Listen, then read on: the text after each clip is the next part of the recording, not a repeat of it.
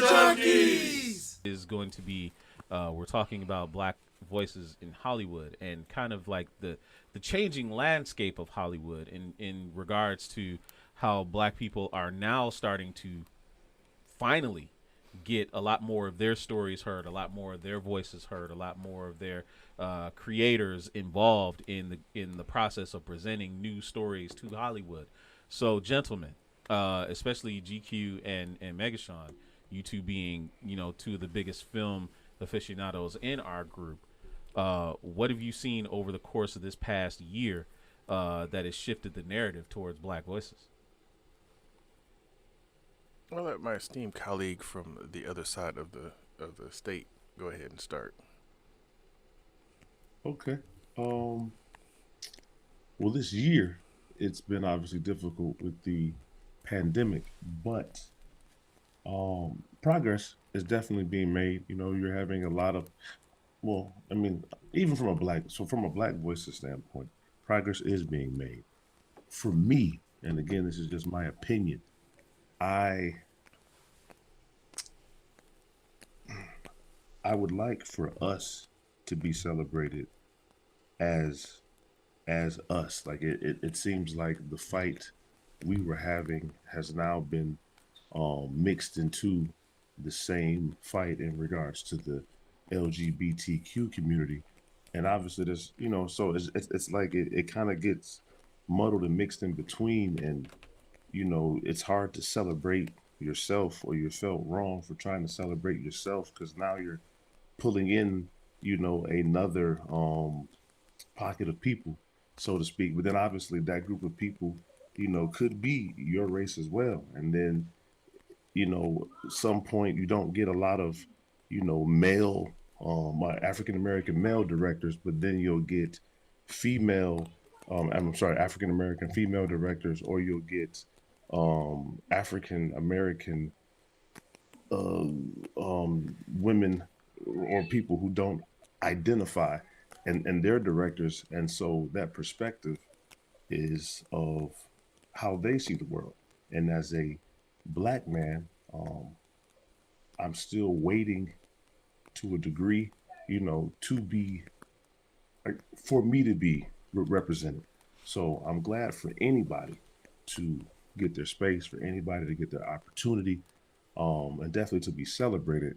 But it's like it's hard to, it's like they're gonna get looked at a certain way if you feel this way, and it's not against any group, but it's like, as we're coming up, now we have to bring others who have suffered similar discrimination as well. Mm-hmm. And so I think that makes it, or that will make it hard for us to celebrate themselves. I mean, hard for us to celebrate ourselves, because now, you have the young lady who was she was in the Steven Spielberg Gamer movie, and she was in a couple episodes. Yes, I know who you're talking about.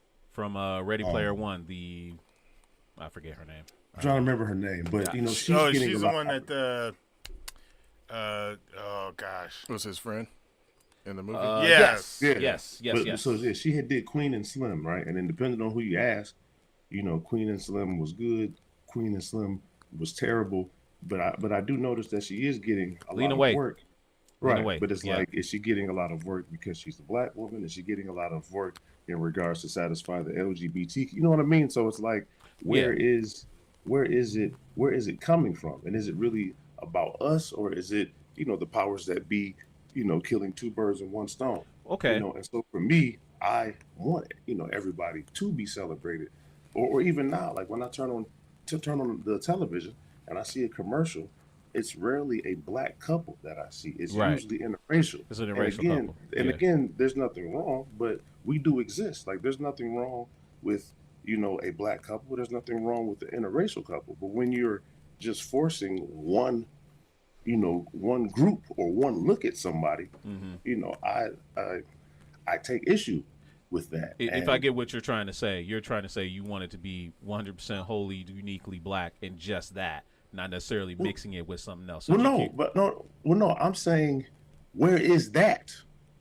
You know what I mean?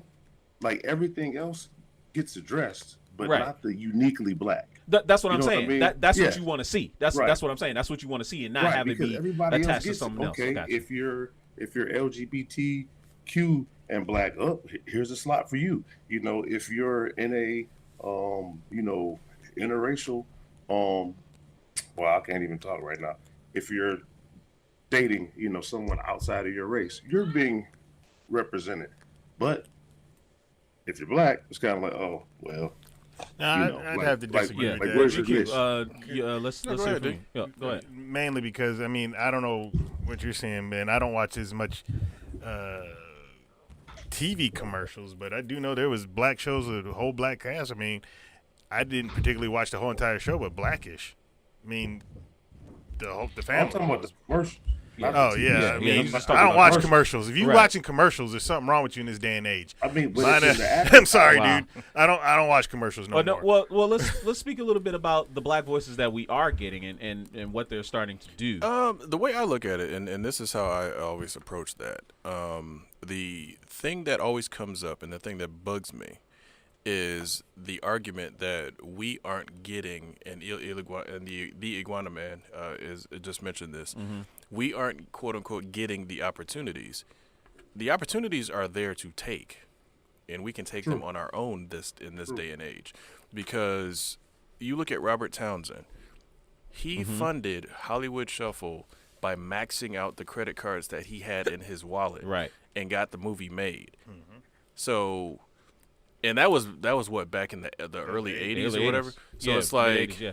there were fewer opportunities back then than what there are now. Way fewer. And making a film was way more expensive back then because you had to send stuff off to the lab to get developed, dailies and all that other stuff. Man, there ain't no excuse for somebody to not be able to make a movie Right. now. He basically took it upon himself to did it himself. Right. You know, whereas others maybe now today, they're waiting for someone to give them that opportunity. Now, Right. like the Iguana Man is saying, Michael B. Jordan is making a static shot. And another analogy is what's his name? Ryan Coogler getting signed by Disney Plus to develop, Black exclusive Panther stuff. series. Yeah, Yeah, Black Panther it's- series and stuff like that. The opportunities are there. It's just, and I think this is one of the things that I've never liked in our.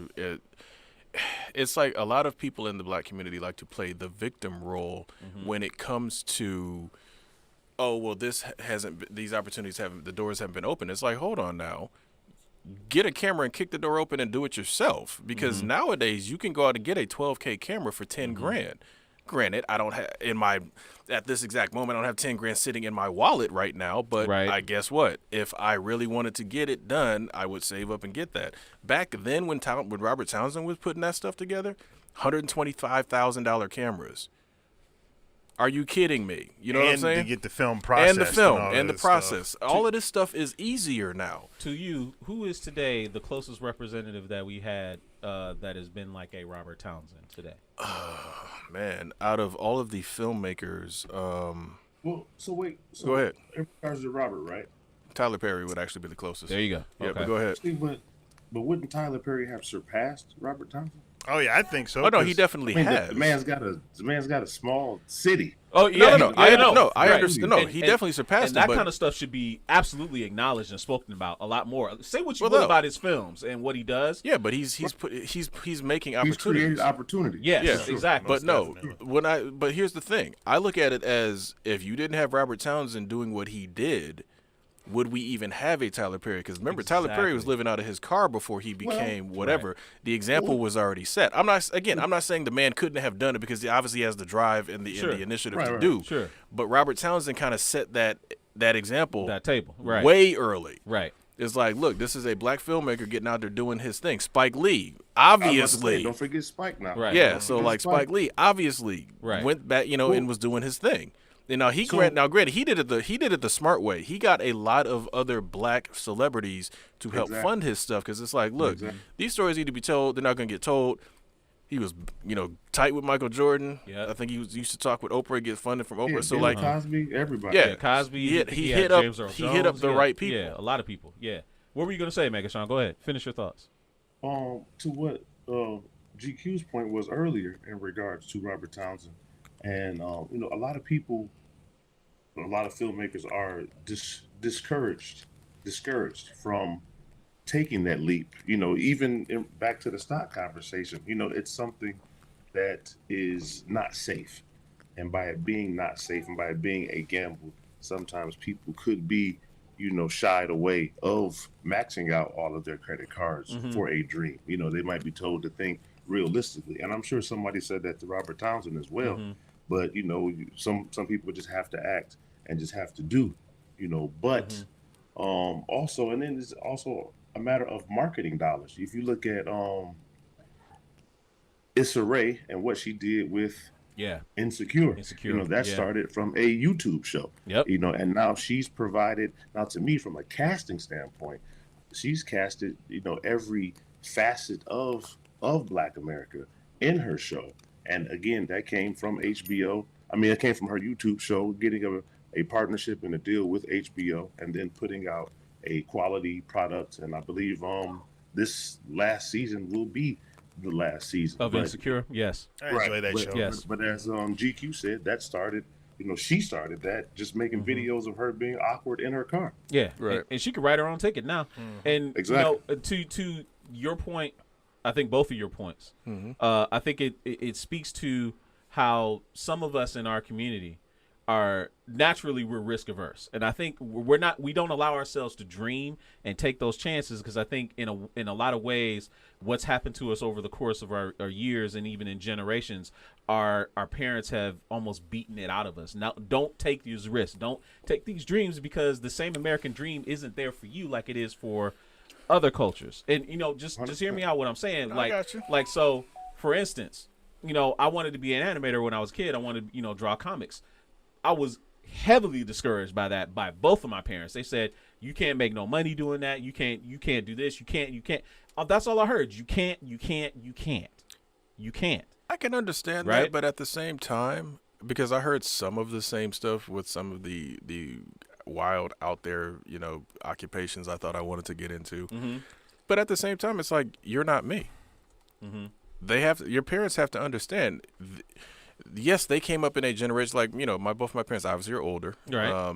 They came up in a time when like you could graduate high school, go to the plant, and then work, and then basically retire. Right. Man, that's not our generation. Our generation wasn't even close to that. Like we hit the tail end of that, and after a while, that wasn't really even an option. It's like, no, if you're going to get into the plant, you might actually have to have a little bit higher education, or the plant jobs is going away. So It's just like, the industries and stuff that I want to get into, like at the time, computers was basically, really hot and new and all that. Yeah. That's what I was initially interested in. They don't understand that. And again, it's just like, look, you're not going to understand it. And it's not for you to understand. This is my life, not yours. Agreed. All right. So, Dado, I haven't really heard a lot from you. So I want to ask you, out of all of the filmmakers that are up and coming, or even some ones that may be coming up soon, who have you enjoyed, and what would you like to see? Like, is there any stories that we think are underrepresented in Black voices? And I did see someone mention in the chat about, isn't Idris Elba supposed to be doing something? Yes, he is. He's actually been talking with Netflix about developing a Black sci-fi anime series, which is kind of cool. But go ahead. They're also in a Western too. And Western too. Okay. Personally, I don't want to see it animated, just because, and there's nothing wrong with animation, blah blah blah. I just want to see a Black sci-fi TV show. Agreed. I don't care what yes. it is, and just something like that, because my biggest issue, and I grew up on these films, but a lot of times when Black people make films, it's the same struggle story. Like, that's fine, yeah, dandy. I just want to see Black people being Black people. So what you got, melanin, but just tell a story about, a rom-com, which they do have some out there, or science fiction story, or, fantasy story, or because there has to be, African fantasy stories that I may not know anything. You hear tons about, knights and dragons and stuff like that. Or even just like Egyptian gods, or something like Egyptian lore. I would love to see more of that. So stuff like that. I mean, I'm enjoying what I'm seeing. A lot of the obvious names that are out there that we talk about.